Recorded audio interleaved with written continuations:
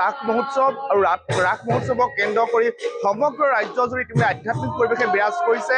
আৰু এই মুহূৰ্তত মই আছো শিৱসাগৰ জিলাৰ উজনি অসমৰ অন্যতম এক ধৰ্মীয় অনুষ্ঠান হৈছে হাফলং বৰনামঘৰ আৰু কলাকৃষ্টি কেন্দ্ৰ। আৰু সেই কলাকৃষ্টি কেন্দ্ৰত এবাৰ 71 সংখ্যক তেওঁলোকে ৰাস মহোৎসৱৰ আয়োজন কৰিছে।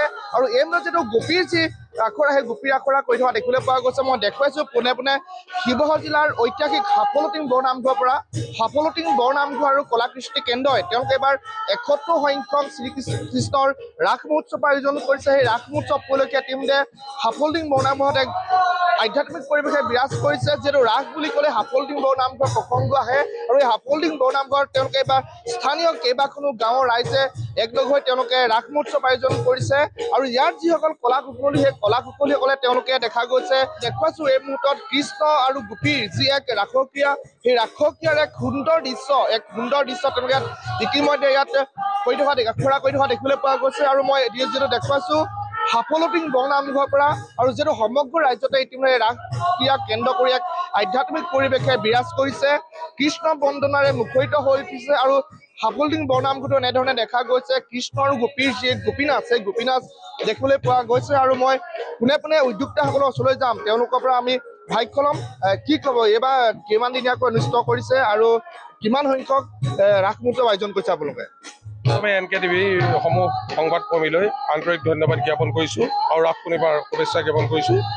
1955 চনতে প্ৰতিষ্ঠা হোৱা এই ঐতিহ্যমণ্ডিত হাফলং বৰনামঘৰ কলাকৃষ্টি কেন্দ্ৰত সেই 1955 চনৰ পৰা ৰাস পূৰ্ণিমাৰ দিনা এই ৰাস মহোৎসৱ অনুষ্ঠিত কৰি অহা হৈছে।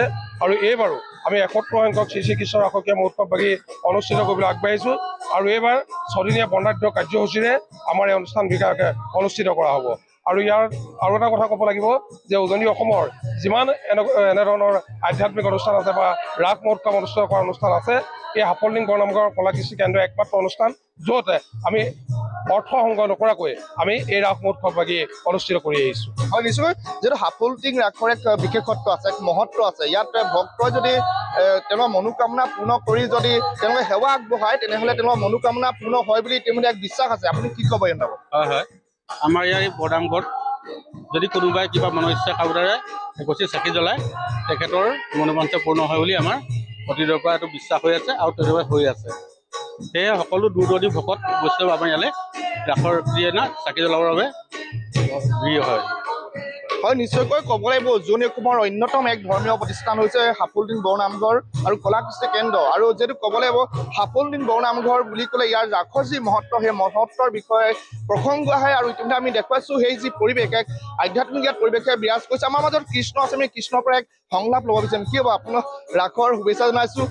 যিহেতু আপুনি কৃষ্ণ ভাও লৈছে, গতিকে কৃষ্ণৰ এটি সংলাপ হ'ব লাগে আপোনাৰ পৰা। নমস্কাৰ, মোৰ নাম শ্ৰী নীলোৎপল নাথ। মই হাফলং এই ৰাসক্ৰিয়া মহোৎসৱত যিটো মহাৰাসৰ কৃষ্ণ, তাৰ চৰিত্ৰত অভিনয় কৰিছোঁ। গতিকে তাৰে এটি সুন্দৰ সংলাপ মই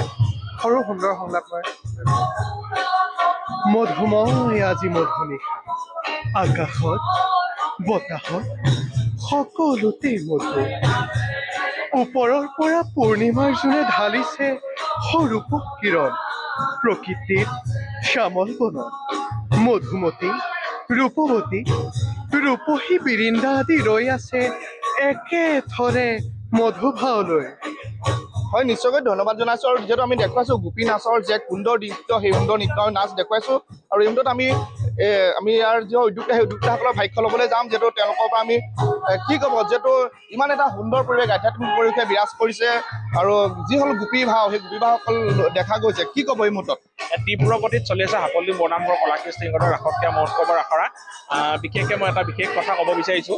আমাৰ ইয়াত যিসকল মানে ভাও ভাৱেৰে অভিনয় কৰিছে, আমি আমাৰ যি ওচৰ চুবুৰীয়া 27খন গাঁও আছে, সেই 27খন গাঁৱৰ পৰা আমি মানে আনি পেলাই ইয়াত আমি অভিনয় কৰিবলৈ দিছোঁ। আমি কিছুমান মঞ্চত দেখোঁ যে চেলিব্ৰিটিক মানে অভিনয় কৰিবলৈ দিয়ে। গতিকে ৰাসটোৰ লগত এটা আধ্যাত্মিকতাৰ কথা জড়িত আছে। কিছুমানে ৰাসটো বেহেৰুৱা কৰি পেলাইছে। গতিকে আমি তেনেকুৱা কোনো চেলিব্ৰিটিক আমি ইয়াত অভিনয় কৰিবলৈ আজিলৈকে অনা নাই। আমাৰ যিসকল গাঁৱৰ যিসকল মানে সৰু সৰু ল'ৰা ছোৱালী আছে বা যিসকল অভিনয় আছে, তেওঁলোকক আমি তেওঁলোকৰ প্ৰতিভা বিকাশৰ ক্ষেত্ৰত গুৰুত্ব দিছোঁ। আৰু এটা কথা কৈছোঁ, আমাৰ 4 নৱেম্বৰৰ দিনা ৰাতি আমি জুবিন গাৰ্গৰ এক শ্ৰদ্ধাঞ্জলি অনুষ্ঠান ৰাখিছোঁ। আৰু এইবাৰ আমাৰ এই ৰাস মঞ্চভাগ আমি জুবিন গাৰ্গৰ নামত আগবঢ়াইছোঁ আৰু জুবিন গাৰ্গৰ সোঁৱৰণিত উৎসৰ্গা কৰা হৈছে।